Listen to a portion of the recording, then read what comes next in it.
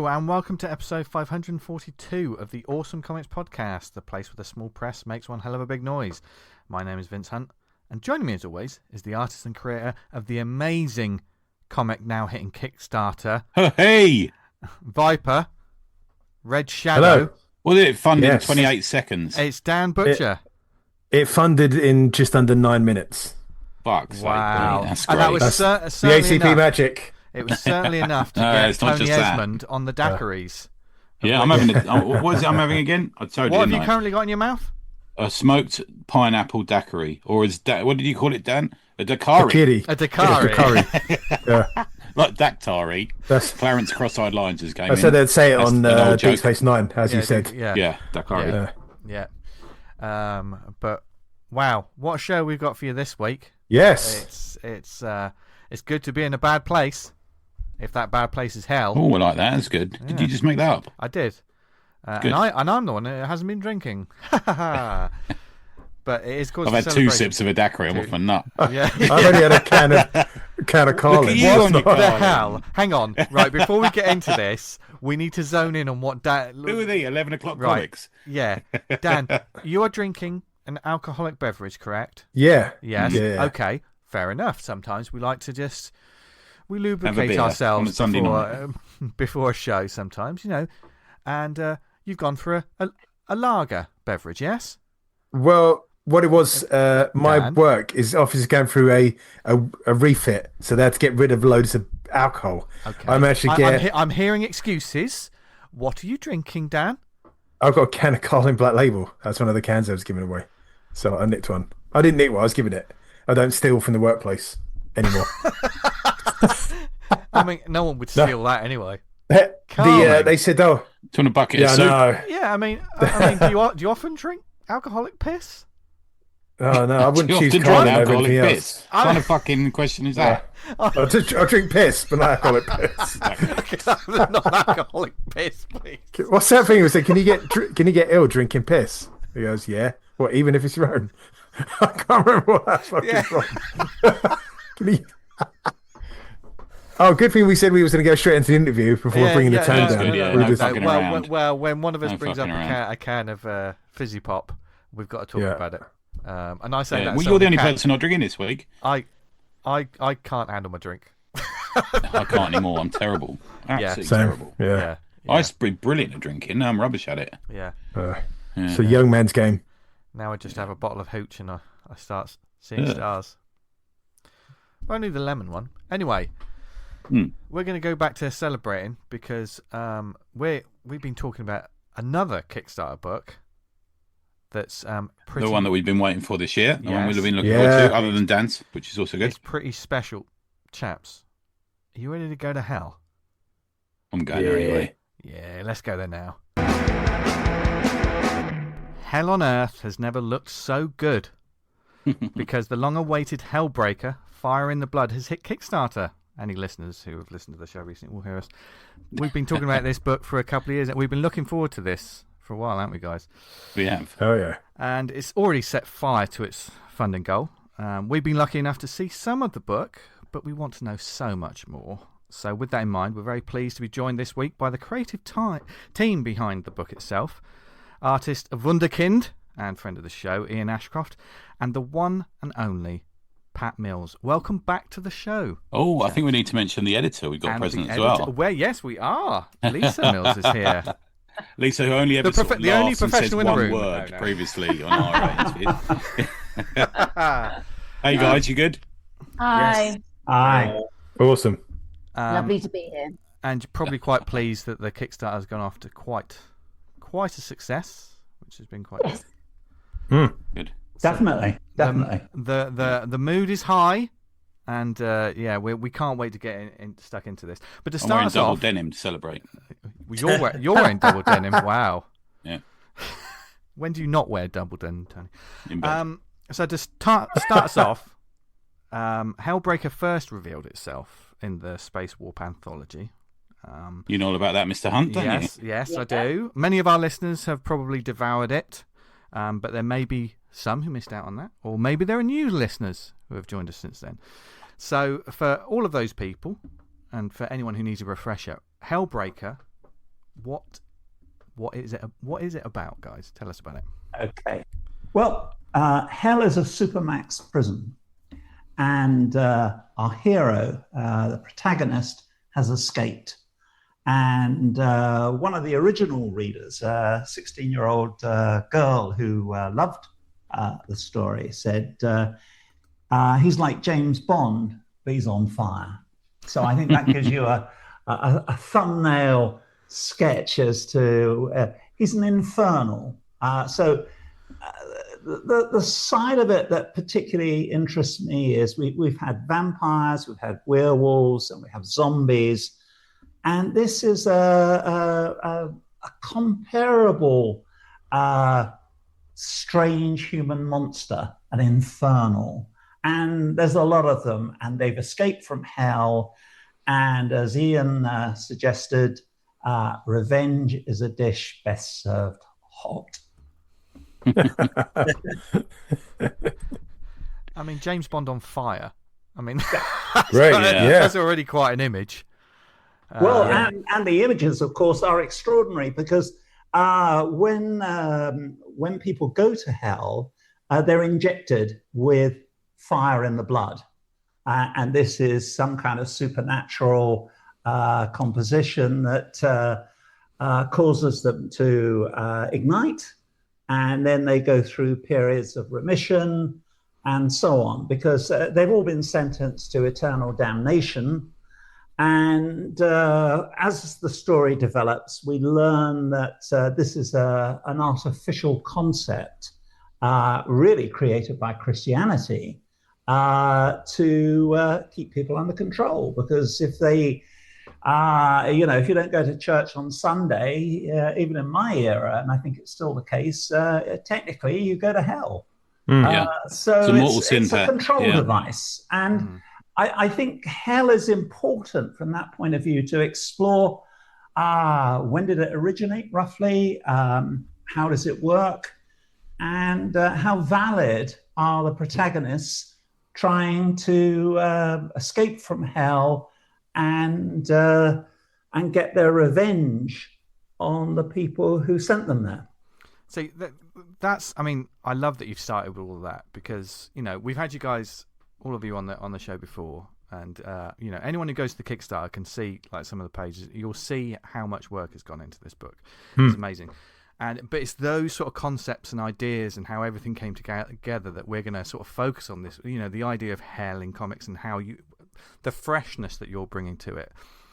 Certainly, an Art Deco hell is not something, that kind of style is not something that I've always associated with it. So it's fascinating to find out more about like the look, the feel, the history, because hell it's one of the, I think, over comics history, no matter where you are in the world, hell is a constant. It's the constant well that will always give creatively, isn't it? Well, I think through artistic history even, isn't it? It's visualized, and that's sort of fallen through into comics. Most certainly, yeah. Yeah, if you think of I think the first time it was chronicled in some detail would be Dante's Inferno. And there are lots of maps of hell from that era showing the 9 circles. And they are. Obviously, it's been picked up with video games as well, what Dante came up with, because it's so imaginative and all these extraordinary tortures. So it's great for conflict and drama.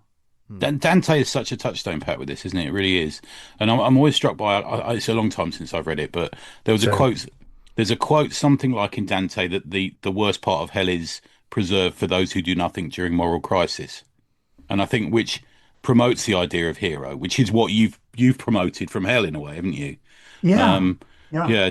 Did you want to talk a bit about the hero, about why and hows, and even just as a motive within this? Well, I mean, that's the thing, that Dante definitely covers all the different reasons you might go to hell, and he's reflecting, if you like, the times that he lived in. So a a lot of the references are relatively obscure to us because he's having a go at bishops and princes and kings and so on, and we're thinking, what's he actually saying here?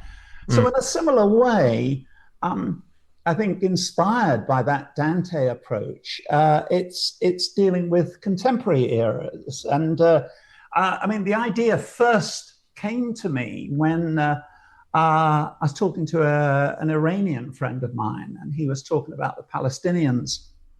This was long before recent events. And he was saying how, that it's like they've been in hell, they're escaping from hell, and people, they're almost indestructible because they've suffered so much.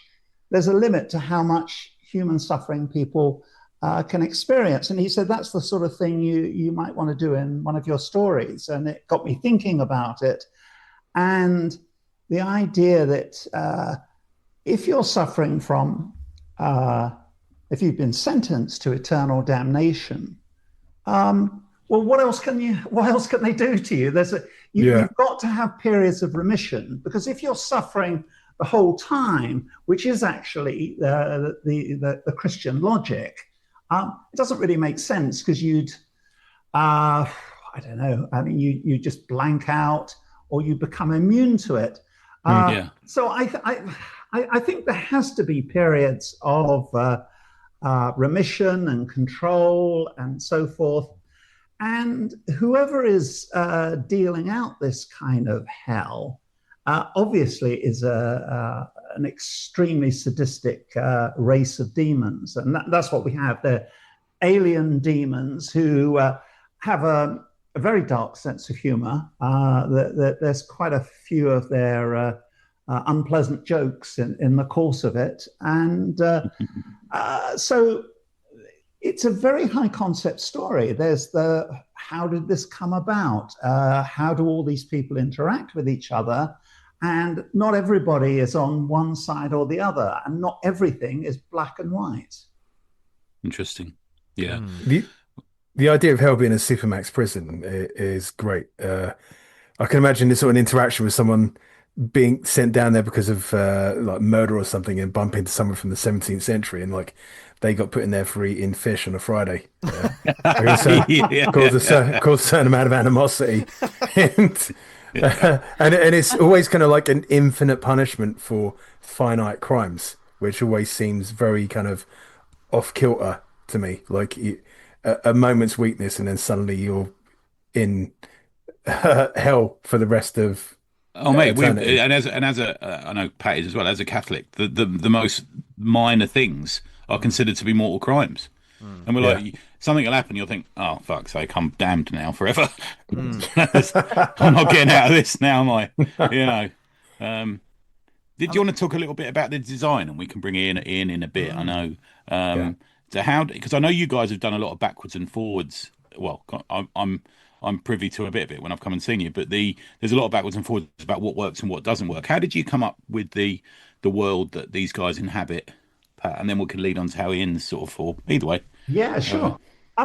Well, it needed to be a hero who had a certain look, and I think that female reader sums it up so well. He's like James Bond, but on fire. I've always liked these guys in evening suits who look really super cool and so on. And obviously James Bond is the ultimate one. So I think I started from that perspective. And even before the storyline went to Ian, what I had asked for, and I suppose I was being wildly optimistic, was what I needed was an incredibly handsome hero. Now, a lot of your listeners may not agree with this, but very handsome heroes, in my experience, in British comics at least, are fairly thin on the ground. Glenn Fabry on Slain did an amazingly handsome hero, and doubtless there are one or two others that I've overlooked. But it was quite a challenge, and Ian has come up with this impossibly handsome guy. Could we all look like that? I mean, it looks amazing. And to go with it, he has a incredibly beautiful female cop protagonist who is pursuing him. So that's really what led to the decor and everything else, because Art Deco kind of suited that very sharp look, almost dating back not just to James Bond, but to sort of earlier eras of elegance and so forth. Yeah. Also, just to come in there, with the theme through the Spacewarp comic is that the warp changes the real world or some off planet as well, doesn't it? But it changes things in fundamental ways, and so we knew that London had to be something alternative, that we didn't want it to just be that the portal to hell had opened and Infernals had come down to like normal, contemporary, bog standard London. So we wanted something different. We wanted London to have been transformed in some way. And it was like, well, then what do you choose? Because there are so many kind of science fiction tropes as to what kind of dystopian or alternative thing you could have. And we didn't want to go kind of steampunk. We didn't want to do... A lot of it's very popular and been done before, isn't it? That's what you've got to avoid, I guess. Yeah, and I love it. Absolutely love it. But yeah, we didn't want to do that. There's the whole kind of Blade Runner thing. Yeah. And there's so many kind of different ways you could go. And we were like, I can't remember how exactly it came up now, but possibly through Metropolis and things like that. Because Metropolis is this... Love Metropolis. And it's this... so it's a wonderful starting point. And it really strikes a chord with Ian. So Ian, what's your thoughts on all this? I don't know. I can't remember how we stumbled across Art Deco either, but films like Dark City and stuff like that stood out to me as really great design. And I think as soon as we picked up on the Art Deco, it was like we were off and running, because the first thing I designed was his sports car. Yeah, that's great. To try and create an Art Deco sports car, Pat was sending me references and stuff that I really liked, and then once that was done, that came really quite naturally. It's sort of like getting a few different influences all together, and then it was onto the motorbikes that the police had, the police uniforms. I was also looking at I'd been on holiday to Italy in the Italian police uniform as well, and I was taking a bit of that with the white holsters and all that, modified it, and then as we sort of started the story initially at the end, so we sort of designed the look of Hell's waiting room first, and then that fed into other stuff, and then we moved from the end of the comic to the middle of the comic, and then that was a big chase scene. So that had to have the cars, the bikes, a limousine, the city. So it was like right away I had to figure out how I wanted all everything, even like billboards and everything like that, all just trying to bring the world together. It is, but that's what I'm hearing here is and what I've experienced and chatting, being friends with you both, is all three of you, is one, it's a massive collaboration, but there's also a trust issue going on here. So it's not like Pat sends you the script and then 3 months later you say, "Oh, I've done this." It's more like constant back and forward, guys. Is that how it works? Yeah, I think just a bit. I always see the Art Deco stuff as like it takes the form over the function as a primary, the look, and then it has to have the look, and then it has to do its function, as opposed to other stuff we see nowadays where the function is primary and then the look is relatively secondary to what the thing does. And there's a marrying of the forms, isn't there? Because there's like the curves with the straight lines and stuff. And one thing that I've noticed, like in the book with certain designs, and even designs of like the creatures, there's a symmetry to it. You can cut it in half, and the demon's head is the same on both sides. The car, the designs you got on the car, the same sort of thing, isn't it? Is that something, Ian, that you like really Yeah, you both are like stealing all the words right out of my mouth. Symmetry is massively important Wow. to me. I think like and in Art Deco, sorry, everything is very symmetrical. And when I'm doing page layouts or panel compositions, I try and work symmetry in there quite a lot. So that's amazing that you picked up on that. And then like what you were saying, Dan, about just design for design's sake and it not just being a functional object that's dead boring. That's like really important to me. And I think like that was one of the things that I was going to expand on a little bit. You know, like I can remember, well, I'll leave it for maybe later in the podcast, but just that idea of just going that extra mile with your design and your ideas rather than it just being, oh, here's a generic car or here's a generic anything, even a table or a table leg, you know, just putting that little bit of effort into the design of it. I mean, we'll say out the front, this is your best work, but like undoubtedly, this is a game-changing moment, I think. This book. Well, I had the best writer and the best editor, and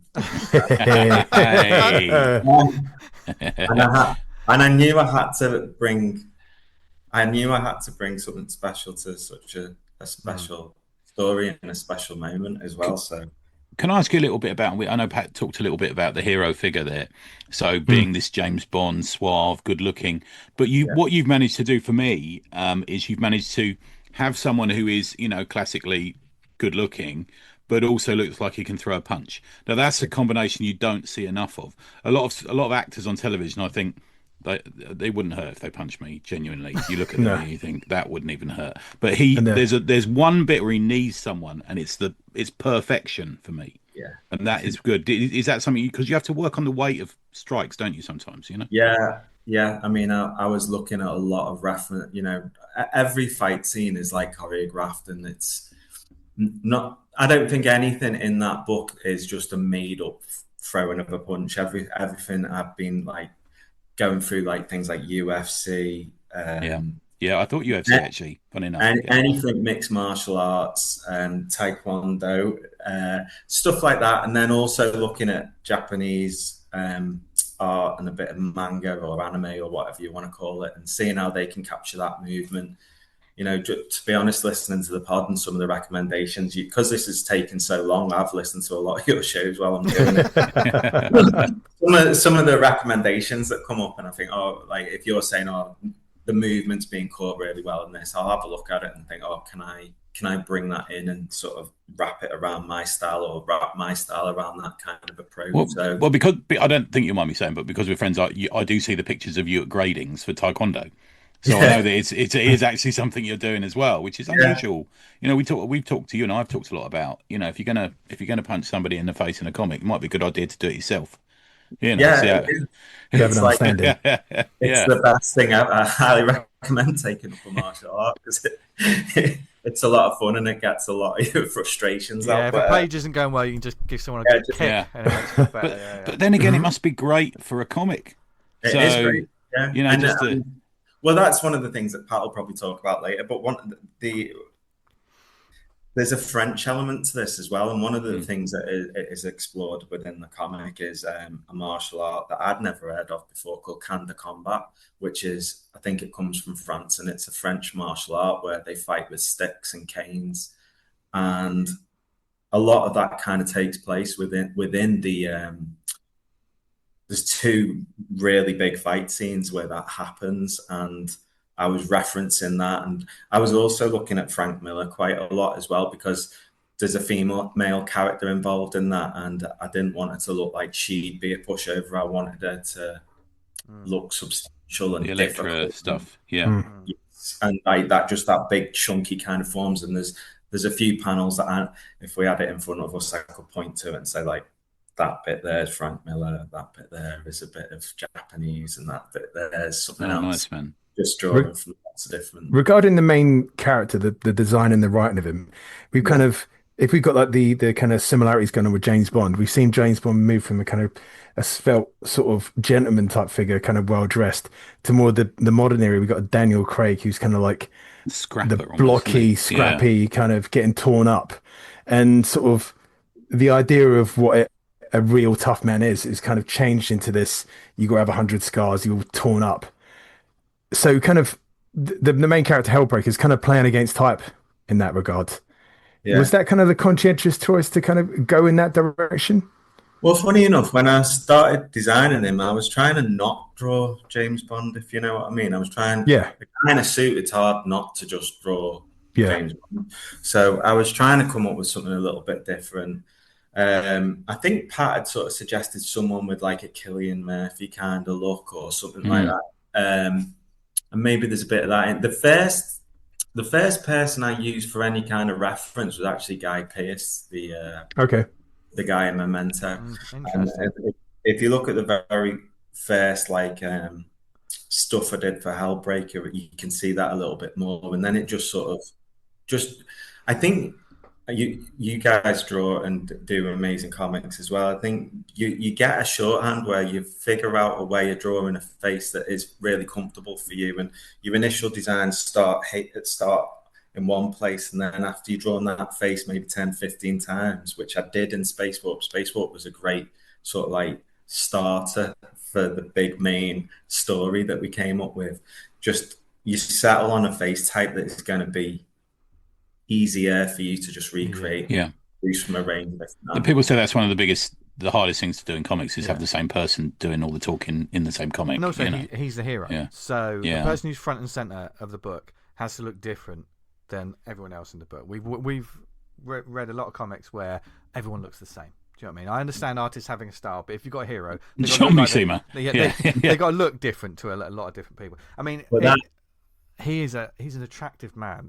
There's a profile of him on the Kickstarter page, and whoo! But I've got to tell you,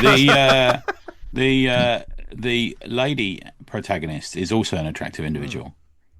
Yes. What happened there, Ian? Well, I can say this. I can say this because your wife hates me because I criticised her driving recently. Right, she does not hate you. Right, I'm very curious. Hang on, we back up here. Why do you say that, Tony? Why does she hate you? I've said that in our little WhatsApp group as well. I laughed when Ian said she was sitting a bit too close to the wheel once when we had quite a few drinks and she was picking us up, and it haunts me that I laughed at this comment now. She was very close to the wheel. Yeah, so McNeil, who's the character in it, is she hates me saying this because she's like, if people see me, they're going to. She doesn't like it, but that character is slightly based on my wife. Yeah. Okay, there you go. She's got a look of her, and that helps as well because you know that face so well. Yeah, and it's just.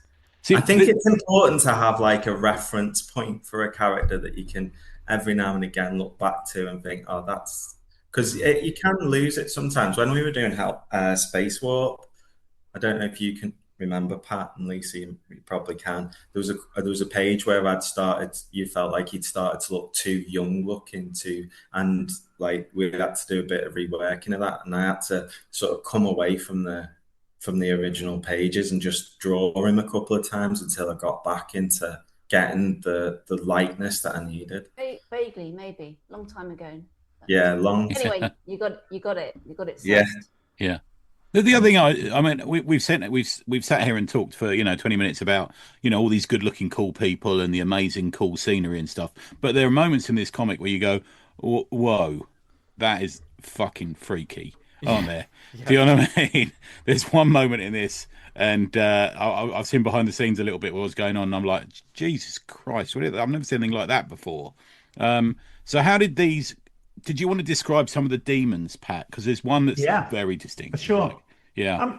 Well, the thing is, again, inspired by Dante's Inferno, there are a lot of. It's a comic book writer's dream, really, because there's all sorts of monsters there, and the one in particular that especially appeals to me is. This character who is called Dagon, the fish god. Actually, that wasn't inspired so much by Dante, so much as mythology. And then there's another character, a judicial figure. Yeah. It's based on I think the monster in Dante is called a Geryon. And in fact, there's all sorts of additional creatures, and you think, oh God, I only wish we had the space and time to deal with them. Like someone who in Dante cries ice tears the whole time, which is quite chilling, you know, if he's got these sort of bars of ice over his eyes. And then, of course, there's another one who has his head turned on backwards, and he definitely features in Hellbreaker. So there's a whole range of these characters, and they're not just monsters there to sort of terrify us. They actually have a function in terms of the story, and this is a hard one to cover completely because it hasn't really been done. Well, it probably has somewhere, but I'm not aware of it. There's a media war going on here. There's a war, obviously, between the Infernals and those humans who support them, and, if you like, the government who wants to send them back to hell. Now, there's all sorts of undertones to that, but in particular, I mean, it's always been the case, but we're especially aware of it today, that wars are actually fought on social media for people's hearts and minds. And it's the new church in a way, isn't it? I guess. Yeah. It's replaced the church, and so this is very much about approval ratings, about being able to appear on any number of social media sites to try and win the hearts and minds. And of course, as always, there's 2 points of view, because it could be said, well, all these Infernals who've escaped from hell, they're dead, just like vampires are dead and werewolves are dead and so forth. And they should really go back where they came from. And not only that, an awful lot of them will be murderers, rapists, and so forth. And so the attitude will really be send them back where they belong. And that will have its sympathy with the public. But then also there's other sides to the whole thing, which is, well, what about if someone was sentenced to hell for not going to church on Sunday or something like that? That particular one hasn't cropped up, but there are other examples. For instance, the military. For the military, it's okay to kill because the church will say, it doesn't matter which country you're in, God is on our side. So it's okay. It's perfectly okay to kill enemy combatants. Torture, you know. Yeah. It's okay. It's certainly okay to kill terrorists and all the rest of it. So there's a battle for hearts and minds. And the Welsh. The fascinating thing about that is that there is the one of the main villains, arguably the main villain, is a chap called Pollard, who really existed. And he is really the ultimate spin doctor. And I've been singing his praises, dispraises, if that's the word, for years, because he actually existed and he was a master of spin.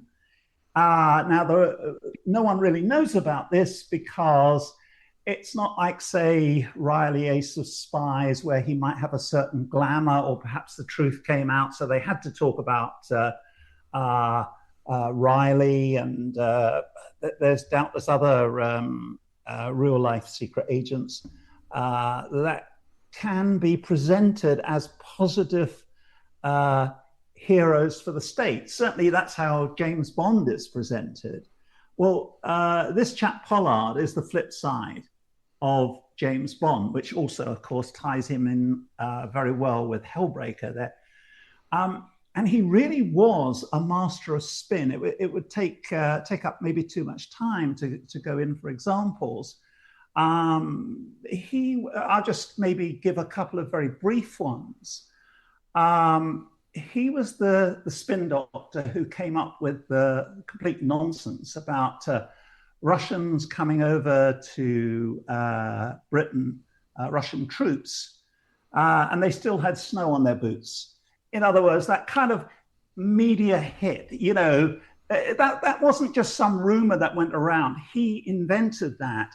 And then the other rumor that he came up with, he was almost head of MI7 in World War I, which was the propaganda department, which very few people know about it because it wasn't meant to exist. But his particular lie that may be familiar is that he originally came up with the appalling story that German soldiers, when they were dead, they were being collected together and boiled up and used for animal fats, or in other words, for lard, soap, and so forth. Now that particular story, and this is in World War I, never mind what happened in World War II, everyone believed in it, and he came up with it, and it caused China, for example, to come into World War I because they were so appalled at this disrespect to the dead. And it was a complete lie. And what makes it even more chilling is that he thought it was hilarious. He's on record as almost rolling on the ground with laughter as he describes his story. So it's all the same playbook, Pat. It's all the same playbook constantly. There was the same rumor in the Ukraine-Russia war. This cannibalism rumor gets rolled out in every war we see. And it's just propaganda. It's awful. Yes, you're right. It's the terrible things happen in war, but that's not enough. It's like, we've got to have babies beheaded and all these kind of awful things. And doubtless it was like that before Pollard. But given that World War I was the first modern war, he was the chap who, in the Irish War of Independence, he was above the black and tans, if you like, and he came up with fake photos. Something that we take for granted these days. We say, "Oh, is that AI? That's disinformation." Yeah. And he was doing it back in those days, and it's a miracle that the Irish Republicans didn't get him on Bloody Sunday, and perhaps a measure of what a James Bond-like character he was, because they didn't get him. They got all his colleagues. They were all wiped out on Bloody Sunday, but not Pollard. So as you can see, the villain in this. He's quite a character. He is an extraordinary character. I don't know how I feel about villains where I guess Torquemada in Nemesis would be the other example. I mean, how do I feel about them? I loathe them, but I'm fascinated by them. Do you have to inhabit them a little bit while you're writing? I guess you do. A little bit, yeah. There's a kind of awe and admiration of them because they're just extraordinary. I mean, to again just put this guy in perspective, he was a master of every imaginable form of guns, and his book on guns is still, I think, the standard tome to this day. Over 100 years later, and he was fascinated by weapons. He had one of his personal treasures. Was the knives of Jack the Ripper and so on. So he really is, from a villain's point of view, the gift that goes on giving. So, There's a thing that every villain has as well, isn't it? That like every good villain has, and that's confidence. They're just they're actually that's the whole thing. Yeah. That's the appeal of Torquemada. Is it doesn't matter wherever Nemesis has got him cornered. He's always going to bounce back, and I can assure you Pollard is exactly the same. There's something about those kind of characters, and I guess there must be, there's a lot of classic ones, aren't there? There's Fu Manchu, Moriarty. Dr. Doom, Yeah, all those kind of guys, and they're always gonna come out on top, and they've always got something dastardly planned.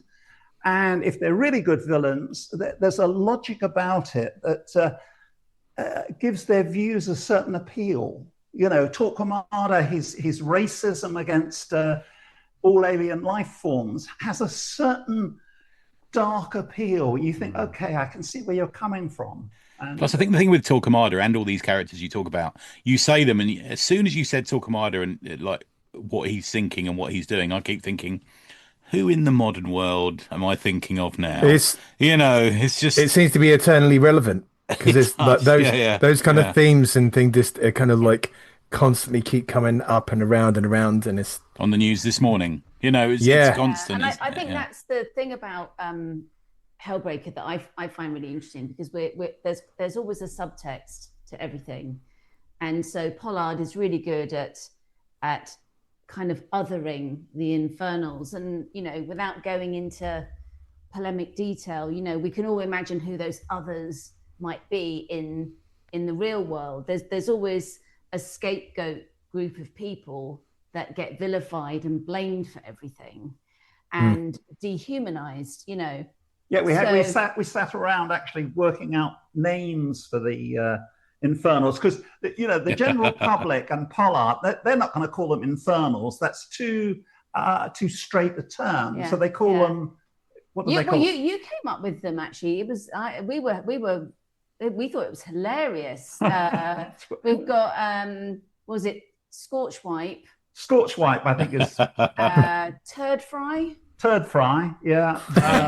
Barbecue Boys. Barbecue Boy is one of the more repeatable terms, yeah. That's something like Chris Morrison make up. Exactly what they would call them, because the first thing Pollard is going to want to do is to take away any sense of sympathy for them.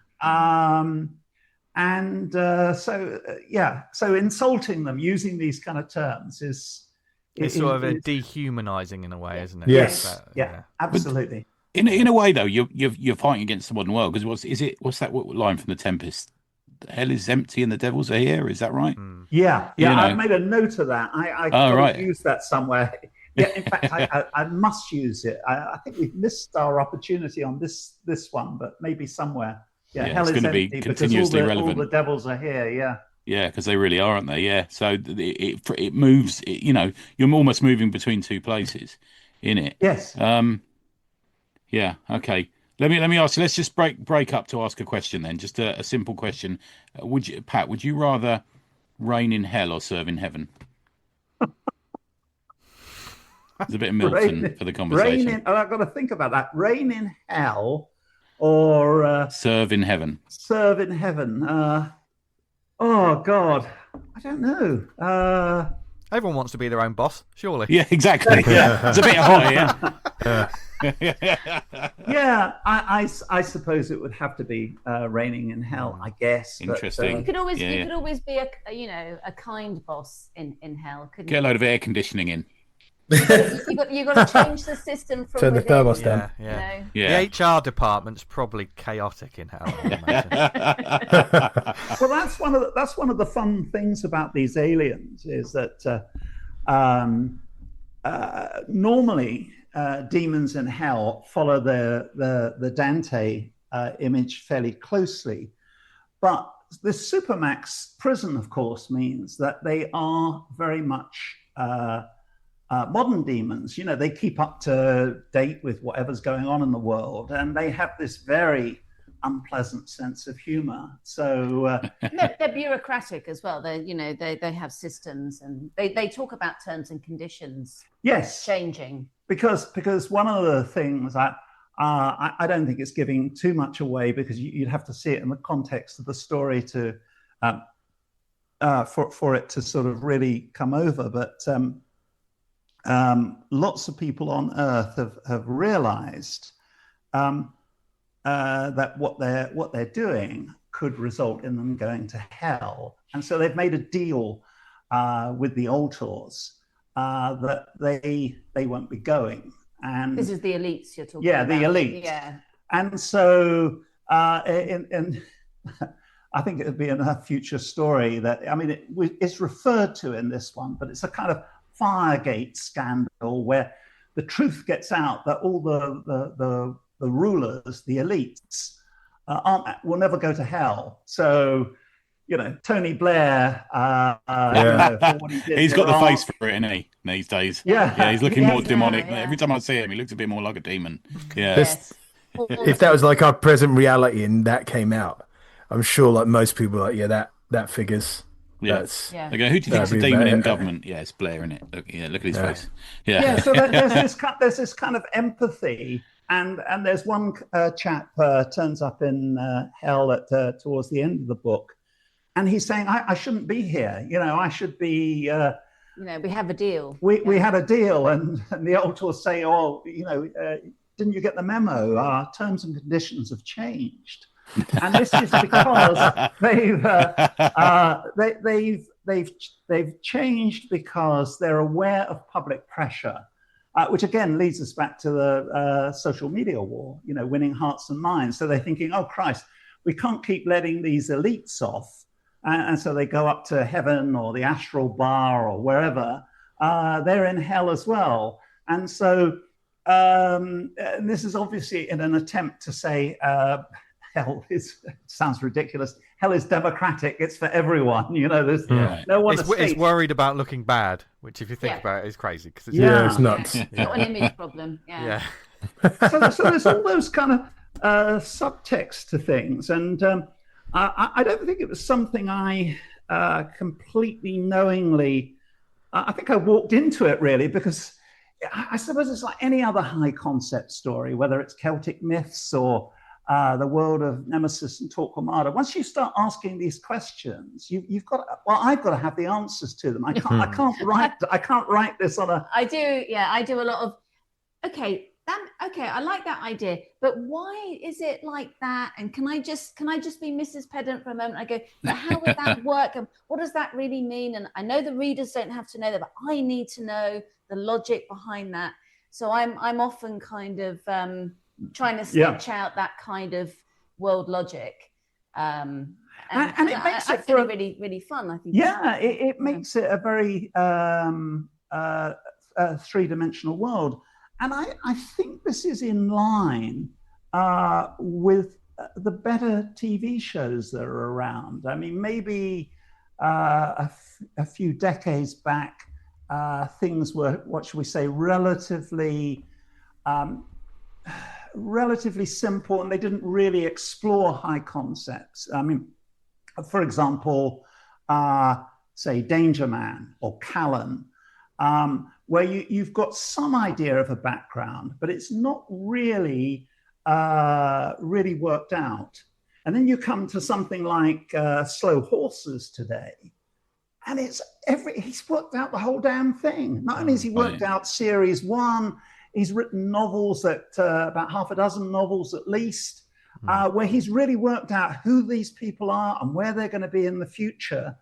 And I don't think that's unique to Slow Horses. I think the better you got to have that world. Yeah. I think it does become more rare though.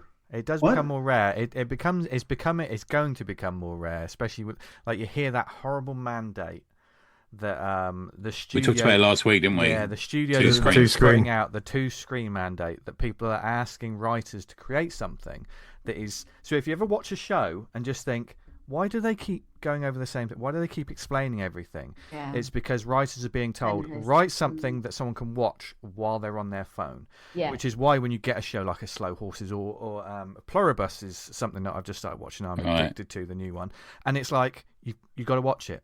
You got to listen. Got to be cruising with Jack McDonald. Yeah. But I think that's we talked about this last week, Pat, Lisa, Ian, and what we said is comics. You can't do that with comics. Yeah. You can't 2-screen comics, which is the beauty in it. We can retain that depth.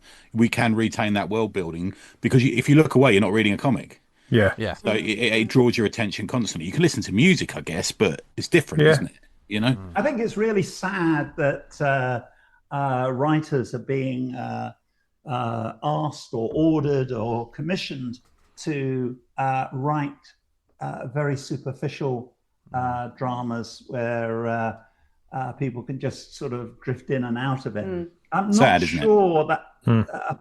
I think, to come back to say Slow Horses, even if you don't watch it, say 3 or 4 times, like myself, you can, that there's something rich going on.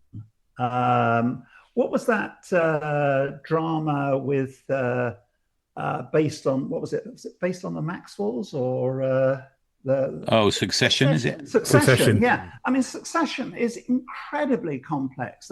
And so fast and so dense. Yeah, it's great. The dialogue was so dense, wasn't it? Yeah. It was wonderful. Those sort I of shows, think that's how we should be. Yeah, and every time you rewatch them, you'll spot something new. Yeah. I mean, those 2 shows you mentioned are 2 of my favourite shows, and I've watched them a couple of times, and I'll see how someone else is reacting to that moment, and it's the same like a comic book. You can reread and reread, and if you can pick up, I mean, Ian, with the art you're doing, people are going to be rereading this book forever. Oh, thank you. So it gives you that option. The page is there, nothing can be wasted, really, isn't it? There's no, you don't want anything to be superficial, especially with Pat, you talked about all these ideas going to Hellbreaker, and you've got all of that, and you've got martial arts and a car chase. How'd you get that in? And a load of monsters. Yeah. I think one of the things that isn't really talked about with the Kickstarter is the amount of like creature design that's in this book. It's not just like you don't want to give it all away. That's the problem, do you? That's you don't want to bring it on there. Yeah. So I was thinking about it. There's so many, like the ultras. Even every one of them has a slightly different look and a slightly different color palette as well. And then the 2 sort of like the fish god and this sort of like. But that thing with the ultras really appeals to comic collectors. I think we love that. We love being able to name every character in the Legion of Superheroes. And just that slight difference. It's like the badges on Star Trek. It's a bit like that. We need to know what it all is, don't we? It's like. Yeah. Sorry, Ian, I interrupted. No, it's fine. It's quite. I'm just making the point really that it's quite a big cast when you stop and think about it. There's a lot of different characters that are being brought in all the way through the book. Yeah, that also means that you're reading this issue, and you've got that depth of field with the world. That it means that in the next story, finally we're finding out about that person. We're hearing about that person. I mean, you take those shows and you think, season 2, that character was interesting. I'm so glad that we're finding out more about. It's if the world's rich enough, then it's endless, isn't it? It's endless opportunities to do something with. Well, I mean, I suppose going back to telly, like Breaking Bad and then Better Call Saul coming from that, and then that was a slow burn as well, wasn't it? That was something that you just fell into and got super absorbed. Can we? I know we're pressing it. We've pressed on you a little bit of the time, but can we talk about the Kickstarter itself, please? Because there's loads of options on this. Yes. Now the Kickstarter, as of the release of this podcast, will have about another 19 days to run, something like that, I guess. I think so. Yeah. When do you go out? Tomorrow. Yeah. So I think we're on 21 or 20 days left at the moment. Right. Yeah. But there's loads of options and variety and alternatives, and did you want to run through what's available? So the kind of basic important stuff is that we've got the deluxe edition following the same sort of strategy as we used on Shah last year, which worked really well. Was we have this really nice deluxe edition. It's got dust jacket, foil detail. And you got me with that, by the way, on Shah, because I pledged, and then you showed it. I think you showed it to me actually, and I went, no, I've got to have the better version.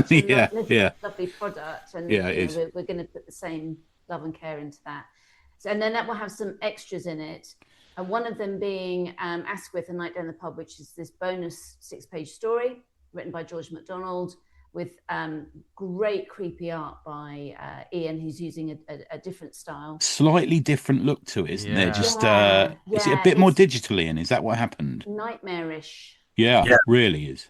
Yeah. Do you want me to talk about that now, Tony, or do you want to go through the Kickstarter and then come back to it? At least up to you, mate. What do you want? I'll just carry on a little bit more, but let's talk about Asquith in a sec. So we've got the deluxe edition that won't be on sale afterwards. That's also got Ian's art gallery in the back, and then we've got a standard edition that will be on sale afterwards. And we've got a digital bundle where you can pick up the standard edition, a digital copy of Spacewarp comic, and the Hellbreaker Bible, which is kind of like all the kind of background concept stuff. And then we have loads of great add-ons, lots of Ian's art, original sketches and drawings. I've just added more add-ons today. Ian's very generously offered some A3 commissions, and we've also just added in, as requested by one of our backers actually, American Reaper and Shah as add-ons as well, which is just kind of part of our Millsverse library of titles, really. And I think people like that as well. And is there something with me that where? And we did have 3 one-to-one chats with Pat. They sold immediately, so we've added 3 more, and you get the deluxe edition included with that. Oh, and of course, goes without saying, the deluxe edition also includes a signed bookplate by Ian and Pat as well. Oh, nice. So the deluxe is only available through the Kickstarter. Is that what you're saying? Right. Sorry. That's right. That's great. You know, because the people who are in it to win it in the Kickstarter, they should be the people who deserve to get the. Yeah, I like that idea. I really do. Yeah. Yeah. Can I just say as well? I think it's been really hard to put it across, but as part of the Kickstarter, there is 2 tiers where there are original art drawings that were the starting point for panels in the book. So early on, my pencils were really quite detailed, and I was drawing them on A4 paper, and then they all got sort of scanned in and digitally coloured, and their panels on certain pages in the book. And then as the project developed and I got more confident with the way I was working, my sketches started to become, well, what that word means, quite light and not as much detail. And on one of the tiers, you can get the deluxe version plus an original sketch for, I think, £10 extra on top. That's a steal. Or you can get the deluxe with a more developed, more refined drawing. And when you get the book, you'll be able to, whichever one you get, it's a bit of a look at the drawer, but whichever one you get, you'll be able to see whichever panel it correlates to. So you're getting a piece of original art for a tenner, man. I keep telling you it's too cheap. You and Cumber are the same. All I do is tell you it's too cheap for your sketches every day. And on that though, all the A3 art that I did have for it, because right at the very start I was drawing everything on A3 paper and then scanning, and that was the whole page. They've all gone now, including like the cover art. So talked to Lisa, and that's where the commissions have come in. So there's five commissions. Any character you want. If you're a small press creator and you want a book, the pencils for a book cover done, I can do that. Whatever character people want. Good chat, man.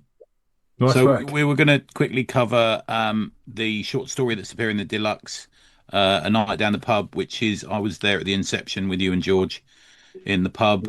Although mostly I was holding off a bloke who threw a glass at us while you were talking about it. Why do these things always happen around you, Tony? It was Grimsby as well. I'd like to say that was a part of the equation. Yeah, Grimsby does play a part in that kind of event. Lisa's here. He's going to clip that audio out now. That's going to... Good. Yeah, sorry, mate. So that, and you come up with the story then, which you then submitted to Pat, I'm guessing, Pat and Lisa, and then... Yeah. Well, George McDonald was there, and he came up with the bulk of the story, really. I just sat there sort of drinking, listening to his ideas. And then... were you the person that threw the glass? No. Didn't do anything like that. I was... No, I definitely not. But we sort of talked about it and came up with the idea, and there's a character in it called Asquith, who's like an amazing character, just a great character to draw, and he's got like this backstory behind him. We just felt needed fleshing out, and people needed to know more about him.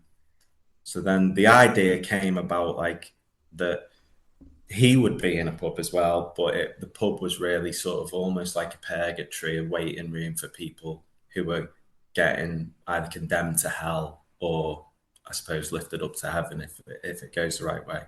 And so it's a very brief encounter, really, with someone who sort of finds himself in this pub and can't really get out the pub, and he doesn't know why he can't leave. And coincidentally, also from a religious background. That's how we do. That's how we do. But I love that you mix up the style on it, though. You know, it's the same artist playing from a different playbook. Do you know what I mean? Like, different colours as well, I guess. Yeah, I'd been looking at this artist on Facebook for ages called, I hope I get his name right. It's Harry Wren, but Harry spelled Hari, and Wren is just REN. So if anyone wants to check him out, or her, I don't even know whether it's a male or female. But he was drawing like insides of really grotty pubs and stuff like this, and I just thought that's so sinister looking and disturbing. And there's no reason why. It's just people sat at a table drinking a pint or something, but it's really dark looking stuff. And I just thought that was really my starting point for the art. But you've combined that, so it's not a dirty pub. That's the thing. You've almost taken a vibe and combined it with a pub. I hope you don't mind me saying that your dad went and took a photograph of. Yes. So so I knew a pub in Liverpool called the Vines is like just this amazing, incredible building. Like the locals call it the Big House because it's just this huge, dominating building that like only British cities, I think, can do these kind of buildings. It's just phenomenal. And my dad goes out for a drink in Liverpool with his friends, every other weekend. I said, please go and get me some photos of the Vines because I can't because I'm on the other side of the country. He did. And then that was our starting point for that. And so I use the interiors. It's all like old wood paneling and stuff. It's kind of like the opposite of Art Deco in a way. It's that ornate wooden structures and wooden beams and really authentic looking pub. It's just incredible. If you've never seen it, go. And if you ever visit Liverpool, definitely go. It's the menace. Yeah, it's a menacing building. Brooding menace that you bring into it, which you've got this stag's head on the wall. Yeah. And it puts the fear of God into you. Basically, you think that's got a malevolent spirit to it. There's something going on with that on the wall. Yeah. Well, you did well spotting that, Lisa, because that's quite well done. But like I did that. Those pages, all of those pages, I didn't put. They started off with just blocks of color, so there's no line work gone down at all. So I was just like putting whatever colors, trying to work it out. I just to be honest, it was completely experimental. I didn't think it was going to work. Okay. And I just went with it, and I wanted it to look completely different to Hellbreaker. Mate, you've killed it throughout this comic. Yeah. And the other thing I thought we might mention is, Lisa, there's also a short story featuring Asquith. Is that right? Is that included in it somewhere? Yeah, so there's this, also by George, this kind of backstory to how Asquith got started as a young man in the Force. And that's a text story, and that's bundled into the Hellbreaker Bible. We thought that was a good place for that to go. You've got your work cut out for you there, Lisa, haven't you? What is going on? This is you've got your work cut out. You've got Bibles, comics, extra stories. Yeah. Well, I tell you what, I should do a really quick shout out to Ben at the 77 Publishing, because he is an absolute star.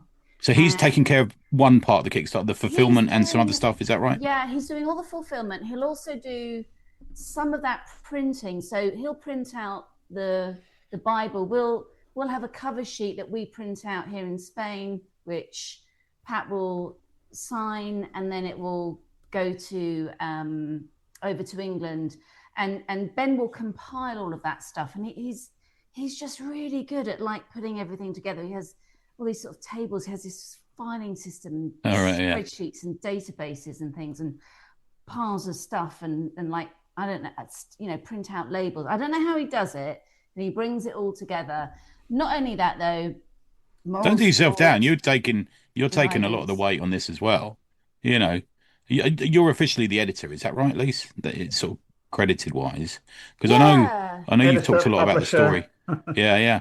Yeah, I mean, we did jam a lot on it. When we did because we did this final script edit against the art a couple of weeks back, and so you did a first pass at it. You did a lot of the stuff, and then we sat down together and we spent about 3 days going over again and refining the dialogue. And so I was quite involved at that point, and I think conceptually at the beginning, absolutely, quite involved. So I do the kind of practical side, think about covers and the logo and the putting the package together. So Lisa, for example, felt that it needed a new logo, and I think that must have taken a day or so. Yeah. I mean, obviously, no shade to Ian, who came up with the original logo that we used in Spacewarp comic, but I always felt that we wanted something a little bit more in keeping with that kind of Art Deco vibe for the word Hellbreaker for the kind of header. And so I worked with Ken Reynolds. Also shout out to Ken, who's loved Ken. Yeah, dude. Ken is absolutely amazing. But he's great. He letters, he formats, he does some design work. This is the thing that you get this wonderful new logo, and but it doesn't turn up magically overnight. You go through about. We had some dead ends. Yeah, we have 2 or 3 dead ends before we get the final one, and I think the logic behind all this is. Speaking for myself anyway, is that I'm very aware that Hellbreaker has the sort of high concept of Judge Dredd. Now, when Judge Dredd was put together, it was literally strung together over many weeks because there wasn't enough development time, and the whole creative process was open to all sorts of different people, as well as myself and John Wagner, and so I really wanted to get the high concept nailed before it comes out, rather than what happens in the case of 2000 AD, which readers are very tolerant of, which is where you're sort of making it up as you're going along. In other words, you're changing things and changing, what's canon and what isn't, and so forth. So I really wanted to get the logo right, the characters right. And just to wind back to Asquith, I wanted Asquith in particular, who is a cop, but he's very much a contrast to the glamorous female cop. And so he's a kind of Jackson Lamb character. And so I talked to George McDonald about that, and I said, could you come up with a character, sort of a Jackson Lamb sort of guy? And he has. And it's a crowded field otherwise. And I think, again, because I wanted everything on Hellbreaker to be really special, no knockoffs, no sort of shortcuts, everything to be really cut from diamonds, if you like. So I wanted something really special. And of course, the danger with cops like, say, Jackson Lamb or the Sweeney or the guy in Life on Mars, Gene Hunt, is that, I didn't want it to be a knockoff of one of those. I wanted this guy, Asquith, to be totally different, to have something in common with them, yes, but to have his own truth about him, and that's what George came up with. So that was well worthwhile. Because I've seen behind the scenes on this. I think the thing with him is, sure, he's cynical. There's that cynical edge that is repeated in a lot of those characters. You see, sort of hard edge cynic. But there's a line in that 6-pager that is he's a tragic figure as well. He believes he's got a destiny that isn't great. It's that's and I think that really comes out. There as well, isn't there? I think so. Yeah, I think that you've done well there, and the way that Ian draws him is exceptionally. Drinking Guinness, that's got to be the drink they all drink, isn't it? It just looks like such a good drink, doesn't it? That black and white. It does. It's like alcohol, but a milkshake. Yeah. I mean, Pat, you wanted something special cut from Dantes. I mean, this book speaks for itself. I think you've achieved across the board on this book, and I can't wait to get this deluxe version. It looks so good. Looking forward to getting it read. Really am. Yeah, next to Shah on the shelf. It's a fresh look at hell, which which is a strange thing to say. It's a fresh look at hell that we want to see. Rather than going online every day. Which... or as Jean-Paul Sartre puts it, hell is other people. Which I thoroughly believe in. So, listeners, go to the Kickstarter or just seek out Hellbreaker, Fire in the Blood. That's the title. Check it out, pledge. Thank you very much for joining us to talk about this. It's been fascinating. We could talk for days. We could. But, and we're just conscious it's like 20-10 in Spain now, isn't it? Is that right? You yes, it's Sunday night. Well past our bedtime. I know that's not true. Thank you guys. This has been amazing as always. Thank you. Thanks, thank you. Thank you. I don't know about you, but I'm going to be spending a lot of money on Kickstarter. I can already have. Always, Sam. Yeah. I mean, also, let's calm down on the Kickstarter front. You look at all these fucking things you backed. I ain't going to be this month. I remember being really proud of myself that I had like 45 minutes this year where I wasn't actually currently backing anything, and then that all changed immediately. Yeah, it's like one of those things. Yeah. But the book does look so good. Yeah, it's worth it, definitely. Can't wait to see it. And yours, Dan. I backed the top tier VIP level on yours. It looks fucking great. Legend. Yeah, you fucking legend. I'm not going to. No, I was about to make a very. No, it's not a naked one. Well, it is a bit naked. No. Naked attraction. You can request that, T. I could I'm drawing the fucking thing, so I can do whatever you want. I don't want you drawing it. I want you drawing around it. Right, okay. What are we going to do with the rest of the page? He hasn't got paper big enough. What are we going to do with the rest of the page? It's like a Where's Wally? Where's Willy? Well, I had a question. Yes. I got a question coming out of that interview. Yeah. We were going to ask it, but we sort of ran on quite late. So Jean-Paul Sartre once wrote, "Hell is other people." Gentlemen, what is your idea of hell? What is hell to you? We all doubt that there's really fiery pits that we get sent to by a bloke with horns. Yeah. But I'm suggesting it's going to be within the waking world. It's pretty spot on with that hell is other people. Have you ever been in a situation where you've got a point or something quite rational and the other person can't see it, and you're constantly trying to say, no, look, that's the most sensible way to do it, and they won't have it? Imagine that all the time with every person you bump into. That'd be fucking nightmarish. That'd be my hell. Yeah, I mean, it's a level of it, and it was probably an unseen chapter from Dantes Inferno, but popping into a supermarket when it's really busy, especially probably around Christmas, fucking forget about it. I'll probably be scared walking into that supermarket, but I'll be a normal person walking to that supermarket. I will walk out a murderer. I would have been converted into some hateful human being. As a side to that, I was in the supermarket yesterday. It was really busy to the point where one of the geezers on the till said it's like fucking Christmas in there. And I was going down the aisle, right? And they just talk like that. Yeah, there was an old girl in front of me, and she stopped and moved her trolley. Right. Parallel down the fucking aisle, blocking the whole thing. And it's like, what world are you fucking living in? There are a few things that trigger me in this world. That's fucking one of them.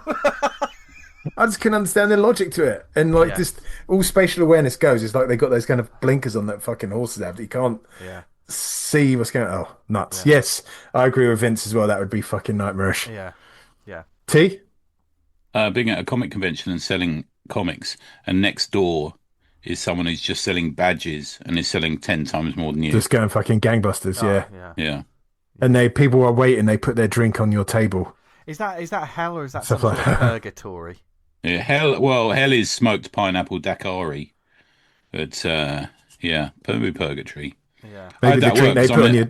I'm new in an office at work now, so I just started a job, and someone put their coffee cup on my place, and I'm meant to be a boss, so I'm like, who fucking put a coffee cup on my desk? Yeah, mate. They're all fucking going to shit themselves. I was only joking. I know. Yeah. But wait, you said that. I just fucking looked. There's a level of respect here. Yeah. A little bit open there, didn't it? Yeah. Yeah. I was a bit nervous. They saw the flash and the nightmarish demon that And Tony then they watched me. Yeah. Then they watched me watch me drink a smoked pineapple daiquiri and make Yeah. a face, And the they face you realised pull. I'm a big baby. He's So doing I it have to again. steady- Can he not make a face? No. He had to steady himself like a shot of tequila. It's sort of like, oh, that hit. I didn't even taste that. We just straight down, but I can still taste it. Even. Oh. Oh, I'm clipping that bit as well. Right.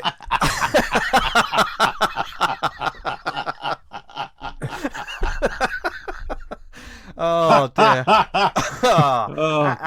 As some of you may That have was heard. the week that Tony died. Yeah. I was in the dentist recently, and I comfort myself by staring up at the smoke detector and saying to myself, I wonder what you were going to say then. myself, and this is how I died.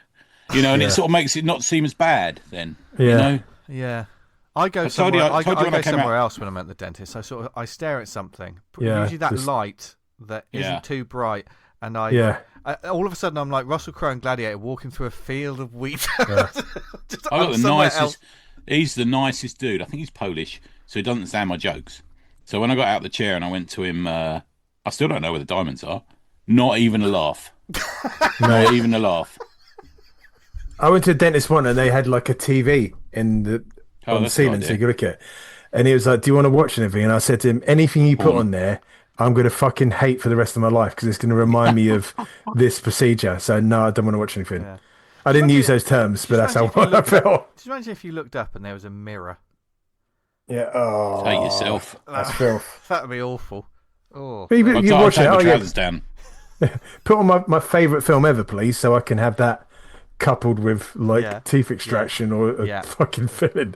Yeah. No one wants Little Women ruined. Anyway, Anyway, can we get someone in here to wake me off and I can watch it on the ceiling? You can do that, can you?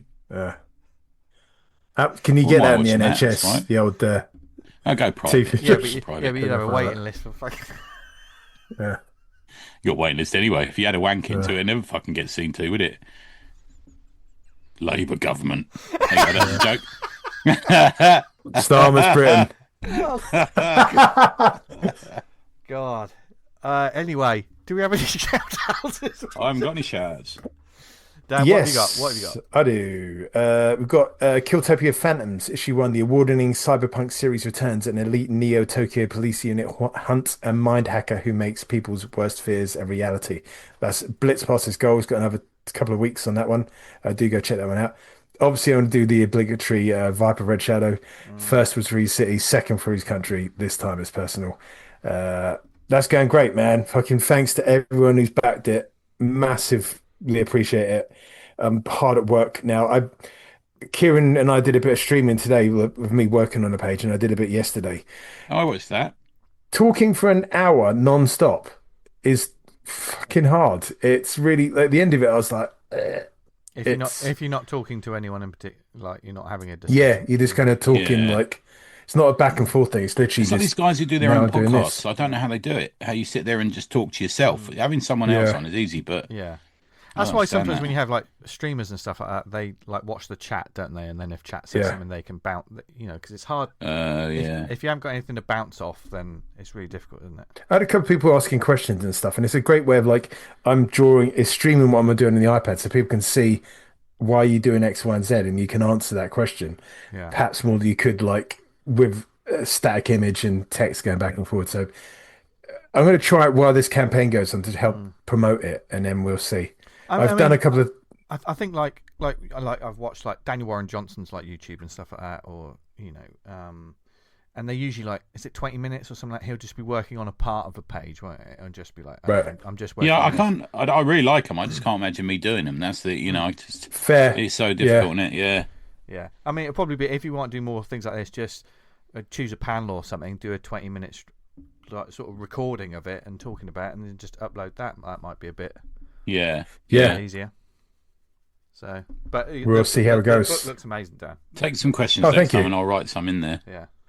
We might be doing a secret show, won't we, T, this week? Oh yeah, we got to talk about that, haven't we? We're going to do yeah. an NIA about it. Yeah. And then yeah, IA. Yeah. Yeah, let's talk about that later. It's not a secret now. Yes. Are we recording? It's not Are we secret, recording? no. Aren't we? I just thought we were just three guys talking. Just talking the shit, shooting the shit. 3 guys down the cafe. Yeah. Hang on. Here we go. Go on, have another sip. No, it's not. He can't do it. Not loving it. Maybe it's been in the can too long or something. It's like any time you take a sip of bitter lemon and you're like, fucking hell. Yeah. Yeah. Daiquiri. That's it for the shouts. You know who I've not shouted out for fucking ages now? Who? Lawless Comic Con, 9th and 10th right. of May 2026. Doubletree by Hilton Hotel. We need Bristol, to reach out to them BS1. because they normally get hold of me on Messenger and I don't have Messenger anymore. So if anyone Gonna knows email Sue, them. tell them to reach out to the ACP via our email address, which is awesomecomicspod@gmail.com. boom, smooth as silk. There you go. So And what's also smooth is some of these lovely books you'll be able to read or add to your wish list or just check out over the next days, weeks, months. Or perhaps if you're listening, if any of the robot aliens are listening, you can go back in the past and dig them up. Tony, what do you want to recommend first? I'm gonna. Did you just subtly say, have sex with me? Yeah, it's like a thing. If people keep hearing it, so maybe you don't always hear me say it, but I say it every episode, and it goes slowly starts going into people's ears, doesn't it, into their brains.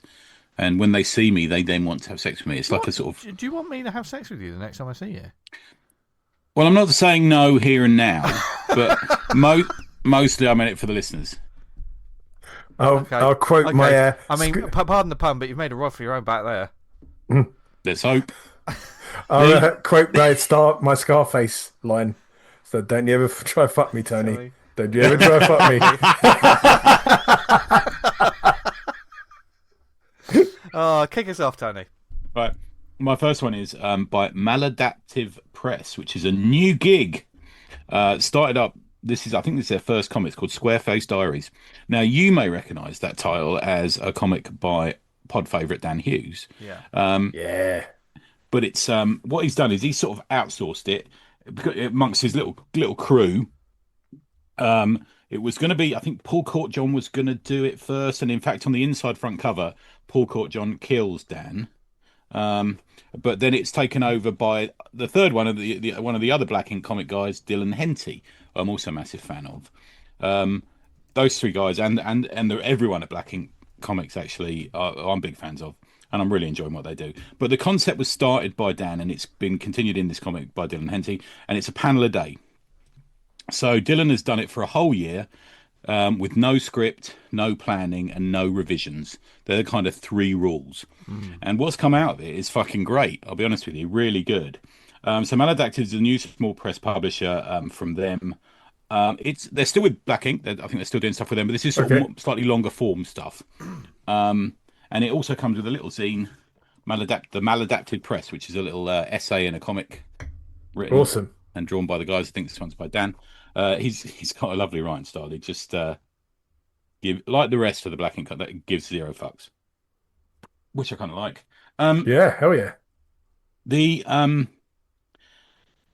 This continues to be the real deal when it comes to UK underground. I think there's a short introduction explanation by Dan, and then the comic is off to the races.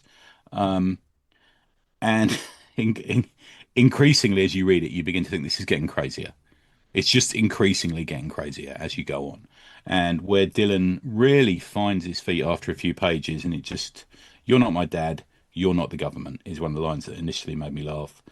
It really got me. I mean, I telling you now, this is going into I do a top 11, don't I, of the year, because I always get carried away and add one. But this is going into my top 11. It genuinely is. Nice. It really got me obsessing when Sigmund Freud turned up, snorting cocaine and claiming he was someone called Quagley.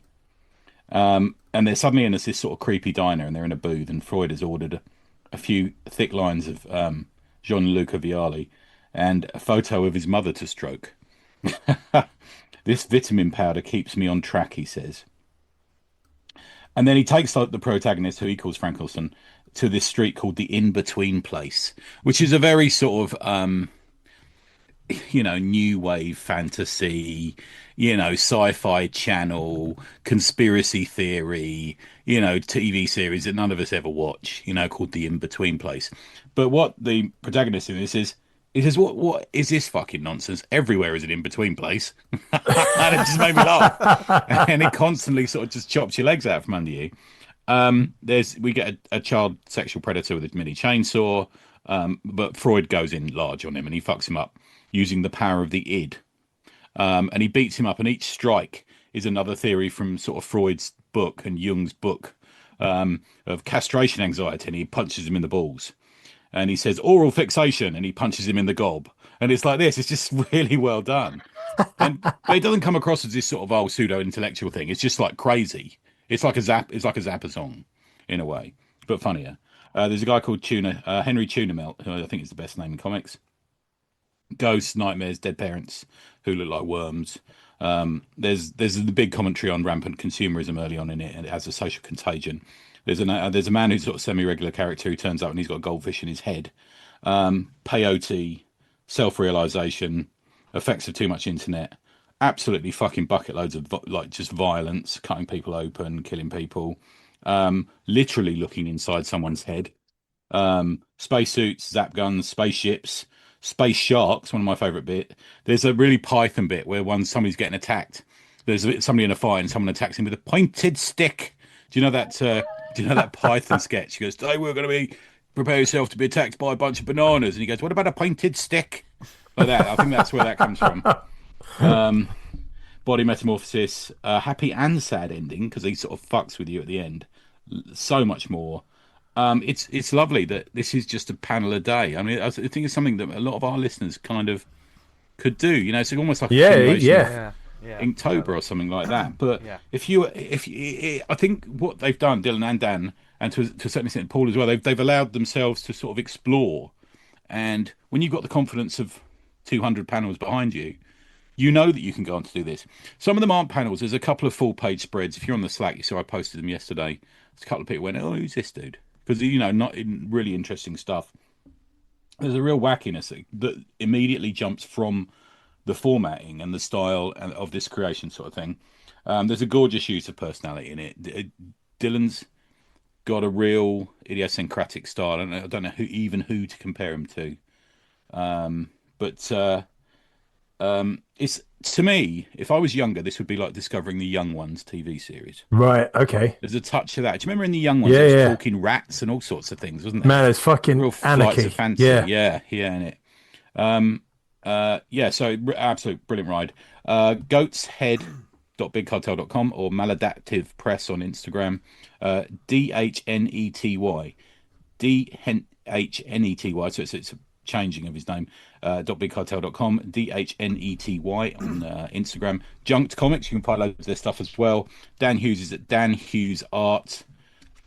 We should really get Dylan on actually at some point because this is really interesting. Great. Yeah, that's a good shout. I keep sort of hinting, these aren't digital, are they? Thinking, he's going to send me something, isn't he? But do you know what I mean? It's like, absolutely lovely.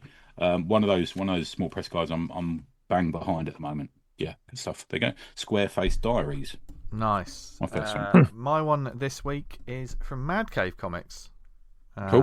Which we said recently that Mad Cave, we haven't been as interested in Mad Cave as we have. Yeah, I was buzzed. I'm interested to see what this is because I read one from Mad Cave this week. It's not written by Peter Milligan, is it? No. Okay. I think I know the one you're talking about. This was an issue 2, and it gave me an opportunity to go back to issue 1. I'm going to talk about both issues just briefly. I'm not going to go in too deep on them. Writer Justin Jordan, artist Patrick Piazzalunga, who I believe worked on Monsters Are My Business. Do you remember that book? Oh, yeah. No. Colorist Roman Stevens, letterer Taylor Esposito, logo design Second Rocket. That's quite interesting. Book designer David Rees. It's nice to see a lot of credits sometimes in the front of these books. Editors Mike Rake and James B. Emmett. This is Gunpowder Profits. As Tony takes another sip of that Never sweet. Yeah. Don't want to waste it. Now, the synopsis of this is Huck and Marley help people for money. Well, in theory, anyway. For some reason, their help always seems to involve massive amounts of property damage, a somehow guaranteed collision with the supernatural, and if Marley has his way, a huge body count. They're the gunpowder profits and a simple job rescuing a girl from a backwoods cult turns weird when the super groovy leader's supernatural powers turn out to be very, very real. As it says here on this, just found a website with a decent synopsis of it. 70s style horror mixed with grindhouse action, and that's a great way to describe it. There is issue 2 especially. I like it because it does have that 70s grindhouse, the denim, the sideburns, the main two characters. Patrick is an amazing artist. It feels like I've seen his work in lots of other things. He feels like someone who is... I did see Monsters of My Business, but he feels like someone who could easily have been an artist on that Big Trouble in Little China book. Okay. You know, that sort of energy. One from Boom a few years ago, that one. Yeah. And there's a little bit of the goon in there. There's a little there's characters aren't just cookie cutter. They're a little bit animated. They're a little bit caricaturish. Marley especially, he's a sort of shotgun gun-toting like wall of a man that seems to have a sort of a sixth sense. He can see like supernatural and stuff, but he is also someone that just kills. He just absolutely, he's like the murder wall, who's not like a dumb like wall of muscle. And you learn like some people went to Vietnam, and were messed up by it. He went because he wanted to kill, and it was a place where he could do it. There could be character exploration in that as the story goes on, but the first two issues are very much you establish the two characters. Huck, who's the sort of, he's got a Robert Redford look about him. Do you know what I mean? Okay. The blonde hair and the glass. He's the handsome sort of car driver, and they're very much right at the beginning. They're dealing with a sort of a cannibalistic family, because people's kids get kidnapped, and these guys basically get them and get some money. They're sort of like bounty hunter kind of things, and they always end up running into the supernatural. There is if you like your action full on, this book is for you. Justin Jordan's got a real sort of great. He's got a great voice for dialogue as well, and like sort of action, and like it is gruesome. Like for instance, people get shot with like sawn-off shotguns, and their faces like innards Boom. and brains and like love it. Like eyeballs fly towards the reader, sort of thing. They're basically after their latest job. They find another they're looking for some more money, and there's this woman whose daughter, her husband, they were both interested in the occult, not the yogurt, the occult, and her husband basically has made a deal with some sort of devil or some sort of supernatural being, and she thinks he wants to sacrifice their daughter, so these guys have got to go in and rescue her. So therefore they kidnap the girl, who's and on the issue 1, it's got that wonderful, you see the characters. I know there's a couple of variants, but the characters, and then the classic EC or old school sort of Marvel DC, where you've got the character faces in like little circles down the side. Oh, I know. EC style. Yeah, I mean the girl's called America Argento, and she's a young girl. This isn't it's a sexy girl with them. This is a young girl who also isn't stupid. But no sooner have they gotten in and they've gotten her out, then the chase begins. And there's seemingly a character somewhere that is hinted at in the end of issue 1, who's come into it a bit more in the issue 2, who seems to be a disfigured trucker, who clearly got a link with, I think, probably Marley.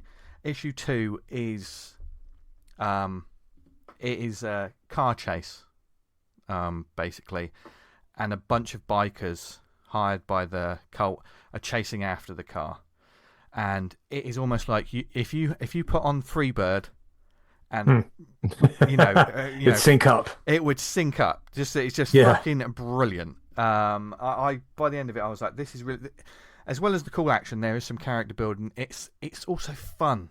It's fun. over the top violence with a bit of character. It's got a bit of substance to it as well.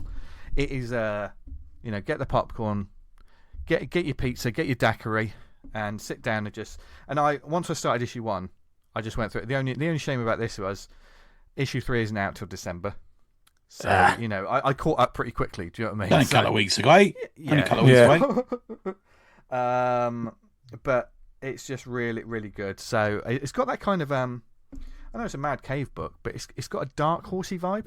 When Dark Horse release those sort of books. I really like these characters immediately, and they're not perfect. In fact, they fuck up, or they fuck up, and they are fuck ups. So we root for them. Do you know what I mean? Because the other people are just far worse. Gunpowder Profits, which is a great name as well. That's a great name. It should be up a lot of people's streets. So seek it out from Mad Cave if you can find it. High recommendation. Dan, what have you got? I've been a very busy boy this week. This was delivered midweek. Yeah, man, just running a Kickstarter. It's not just I've got to do the comic. It's all the fucking back end stuff, which is like double checking the prices that you haven't. You're not going to. He always delivers. I got to check the postage. If you're going to send a lot of stuff to the States and you check and it's like, I've charged 50p for that and it's going to cost you 20 or 30 quid. I know. You're like, oh god, be careful. But I had G.I. Joe 13 turned up, a wraparound cover by Tom Riley. This series is absolutely great, and another one I need to catch up on, man. I yeah, mate. This one is a great jumping on point. It's like the start of a new arc. Is it a new writer? And Geordie Belair and Tom Riley. I think this one from now on is going for bi-weekly, so you're getting 2 issues a month. Well, you got it on order from FP. Yeah, one's on order for Forbidden Planet. Is Geordie Belair writing it? Yeah, she's done some writing recently. Wow, nice. Didn't she write Scarlet? Am I right in thinking that? Like the companion. I think you might be right. What the G.I. Joe version of Scarlet? Yeah. I think I don't know. I need to check that. Okay, I have to check that. Sure. Yeah. Well, essentially, like if you're a new reader and you jump onto this issue, it gives you a kind of like it sets the status quo. This is what it's like. There's a double page spread that brings you up to speed on the story, and you're kind of off to the races. And it sets this tale up where Duke, who you may have read on the previous standalone titles, he gets handcuffed to Cobra Commander, and the two of them are trying to stop themselves from getting slaughtered by the Dreadnoks, who are after Cobra Commander because he's killed 1 or 2 Dreadnoks, and they're not best part pleased about it. So it starts off with a kind of, I don't know what you'd call the setup, but a good guy trying to keep a bad guy safe from other bad guys, and they're on the run and they're handcuffed together. You might have seen that sort of setup. It's a kind of a cross between Assault on Precinct 13 with, what's the one about the 2 prisoners that are handcuffed together? With Lawrence Fishburne and one of the Baldwins. That was a remake of the Tony Curtis one. Forgotten what it was. But yeah. Is it Fled or? Fled's the Lawrence Fishburne one, yeah. Oh, okay. Okay. So yeah, it's a great little setup, and kind of I'm on board for that, man. It's just a fucking riot of fun. Really good stuff. Yeah. Doing stuff like that is a great way to explore the villain-hero dynamic. They're still not doing trades to this. I think we had the first You got me trades. the first one. They did the first one. Yeah, because you got me that as well. So, yeah. They sort of wait a little while before it kind of like it's coming along. I guess they've got variant covers and stuff, aren't they? They want people to pick up on that. Yeah. There's this lot of variant covers in this series, which is fair play, man. Like if you can, that's one way to make your money and make the series. I bought a Youngblood comic because of a variant cover this week. I mean, who did the art on your one? DWJ. Yeah, Daniel Warren. That's the one with the bow with. He hasn't got a string on his bow. That one has that bow not got a string on it? Is there some? No. I think it was like described as like some energy sci-fi kind of shit. Yeah, so he didn't. Won't need to use a gun. I don't know, but whatever. Wow, Dan, you're really Boist there. Yeah. No shade thrown to the Green Arch guys there. Using a bow is totally legitimate.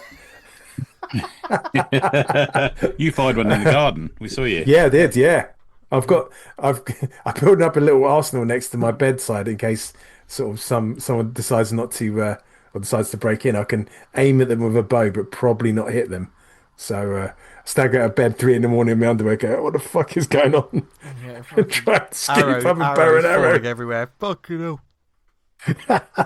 There's a comic. Yes. Tony, what have you got? What have you got for us? So I finish off with Psychonaut Presents. Psychonaut Presents, issue 5. It's an only issue from the Psychonaut comics and from the brain and pen of Daniel Moeller. He sent it through to the email. Thank you, Daniel. He's a new creator to me, and it's great when we find this stuff in the ACP mailbox, so please send stuff through. His description of his stories, which I read on his website, is a journey into Gnosticism, Jungian archetypes, and the power of psychedelic experiences. And I thought, right, I'm in here. Right, I'm having that. Really solid cover. I'm a fan of that sort of mystical spaceman arrives. You know, that it's even goes beyond the sort of mystical spaceman in 2001. If you look at some of the sort of Eric von Daniken kind of books, and you know that sort of, I really like that imagery. There's a couple of sort of old school 70s Doctor Who, you know, with the sort of spaceman with the you can't see through the visor kind of thing going on. Great cover with that. And his hand is outstretched, and in the palm of his hand you see an eyeball. So it's playing straight into that fucking psychedelic just period of the 70s and 80s, which was all about that.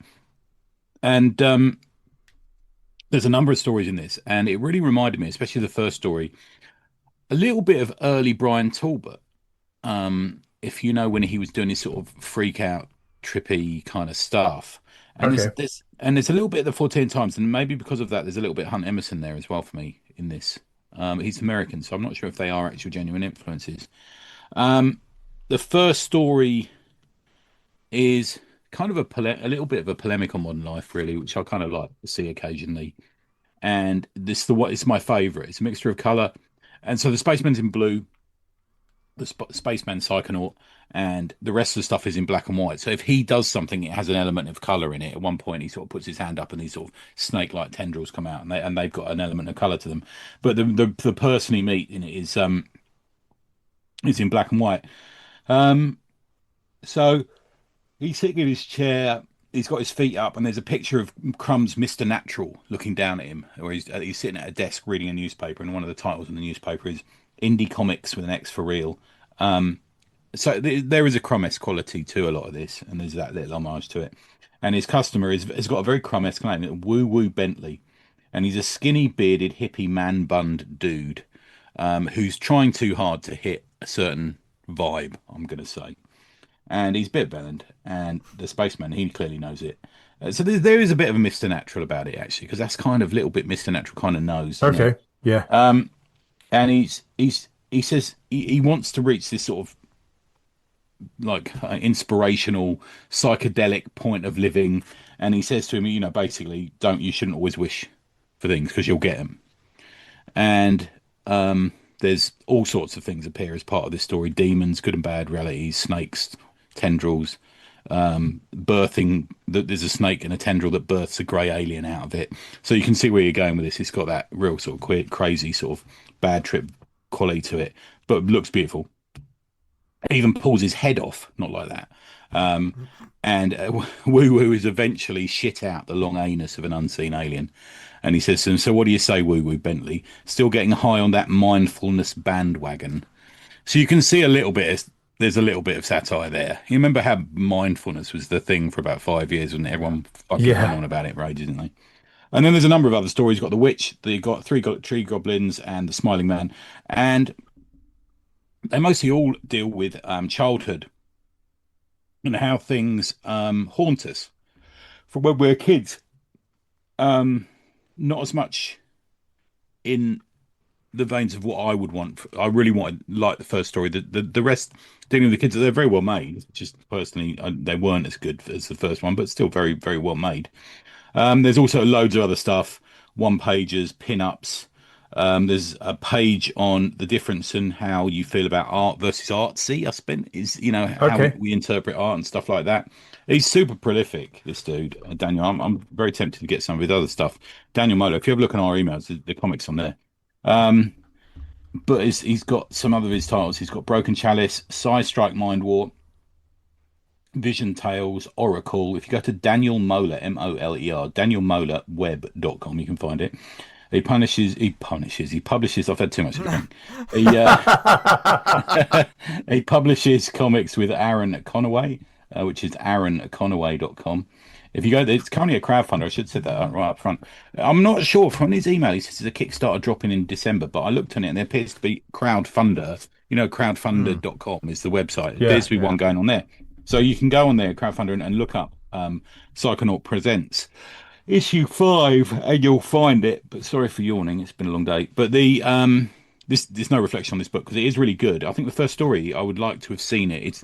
There's a genuine. The more I think about it, the more I think about how there's that Mr. Natural influence. There's no, and that Crumb influence. There's no limitation on how long a story is. Some can go on for ages. Some can be a page. Some can be a panel. It just depends on Crumb. I incidentally do not read the new Crumb comic. I read that this week, and it's a strange conspiracy theory. It's a polemic in a different and unlikable way. But this I'm glad that I saw this because I really enjoyed it. So Psychonaut Presents issue 5. There you go. That's my second one. Nice. What a fantastic group of comics for people to go out and check out on, and what a brilliant way to sign off a hellishly good episode this week. Yes. That was good, wasn't it? Wasn't that good? Yeah. We hope you enjoyed the chat that we had. Once again, go forward and check out all the great comic Kickstarters there are out there. Do go check out is the next time Pat and Ian are going to be talking about this comic, which is on Mega City Comics. Mega City Book Club. Mega City Book Club this week. Yeah. Yeah. Go and check that out with Eamon. Yeah. And just check out that podcast anyway because it's fantastic. Yeah. And as for this podcast, thank you very much for listening, everyone. We hope you've had a great time, and perhaps there's other things you want us to talk about in the future as we finish off this year and roll into 2026. But if there's anything you want us to talk about, then please do get in touch with us. Several different ways you can do it. You can email us awesomecomicspod@gmail.com. Follow us on social media at awesomecomicspod on Instagram or at the awesomepod on X. And where did you listen to this particular episode? Was it at the website awesomecomics.podbean.com or on the Podbean app, perhaps? If so, thank you very much. Perhaps you listen on Apple Podcasts. Thank you very much there as well. Leave us a nice review. Helps get the word out and share the show. They won't, Vince. They won't. I believe in them. I believe in them, Dan. Come on, guys, you can do it. Come on.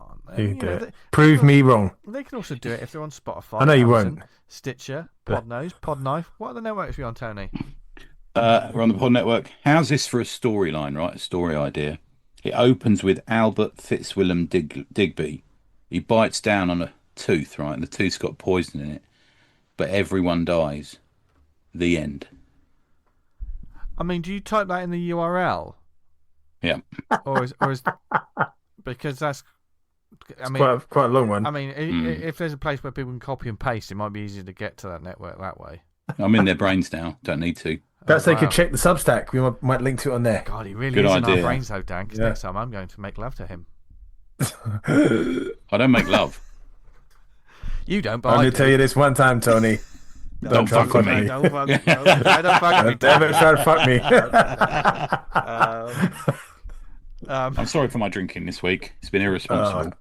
Yeah, It's been all funny, over the though. shop. Yeah, Messy drunk. Because he's going one more, and he hasn't been able to drink that without making a face. It's like a fun size can, isn't it? You know, It's like only the old... tiny. It's Yeah. tiny. Yeah. You've been drinking it for hours. I've got massive hands. It just looks small size. Yeah. No, I don't like it. Nah. But what It's you making will me feel like, funny. what you will like is if you go to acpgear.redbubble.com, buy some of our merch, which there will be more added soon. We're going to have a brainstorming session. Add some Need some cool- Christmas Get Christmas vibes, don't one on we? the go. some cool new. Oh, my mug threads. weren't turned up broken. Oh, Ah, well, that's when not, that that's not due to our shop. No, it's not. Just do the postman. Yeah, that's why Tony's drinking his sadness away. They keep sending me, give your when they deliver something, they ask for a fucking review. them. I don't give a review on everything in my life. And also, every time I've had something delivered from them, it's been an absolute shambles. Anyway, wherever you are in the world, We hope you're doing well. And if you want to follow us online, etc., where can they find us, Tony? Neverendinganything.com, or if you go to www.smokedpineappledaiquiri.com, you'll find me too. Nice. In a puddle.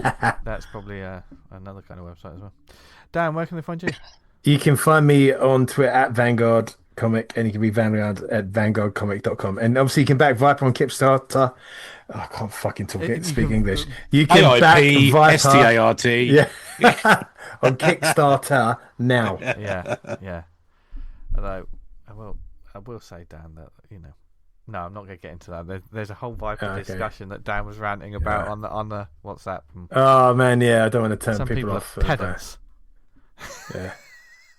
God bless them, pedantry, but pedantry. You're very polite. Yeah. Don't aim your pedantry pistols at me. No, because he'll fire back. It's allowed pedantry, isn't it? Thanks for your honest answer. He'll drop knowledge on you and leave you in the dust. That's our Dan. It's like somebody who just tells you at a party that they're a paediatrician, and some people go, "I admire your honesty." Yeah. What's that one you shared about kids? The comic. Don't look right. So you're one of them, are you? You're one of that. No, not like that. Yeah. All the kids have died in the world, and he goes, "I wish the kids would come back. I miss them." Oh, you're one of them, are you? No, not like that. Not like that, mate. I mean, how can I fucking? You can follow me on social media. I will watch so. Diablo. And from all of us in ACP Towns, should do so. I hope you have a brilliant week. If you're coming back from Thought Bubble, have a safe journey. And, yes. We can't wait to see what comics you've bought. And until next week, well, we'll be talking more comics, recommending more comics, and talking to someone new. From everyone here, have a brilliant week. Read loads of comics. Keep making loads of comics. And from Dan, Tony, and myself, I always forget this bit. What should they do, guys? Stay awesome. Stay awesome. Have another drink, Tony. Go on. I want to see it one more time Can before you we down sign the off. can? Down it. Yeah. Oh, it's not nice. No. Bye, everyone. Bye. Bye.